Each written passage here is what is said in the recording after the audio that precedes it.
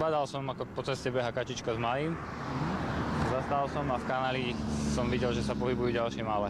6 mláďat spadlo do hlbokého kanála krytého mrežou. Ich mama sa k ním nevedela dostať a pobehovala po rušnej ceste. Všimol si ju okolo idúci vodič, ktorý neváhal zavolať hasičov.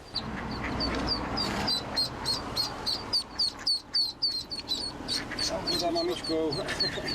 Moje, aké si rýchle. Zlaté to je. Upozorňovali odstavenými blikajúcimi autami okolo idúcich vodičov na to, že sa na ceste niečo deje, aby spomalili. Ďalšie mláďa uviazlo na druhej strane cesty. Hasiči liezli do kanála popri autách, ktoré cestou prechádzali. V premávke si tak museli dávať pozor aj sami na seba.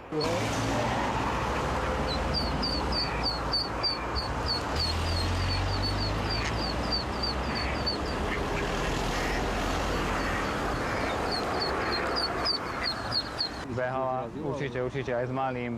Zo 3-krát by ich tu už bolo zrazilo. Kačacia rodina prešla z Hrona cez 2 dvojprúdovky plné aut. Hasiči ich naložili do vaku a odviezli späť k vode. Všetky sa bezpečne vrátili tam, odkiaľ sa vybrali na výlet.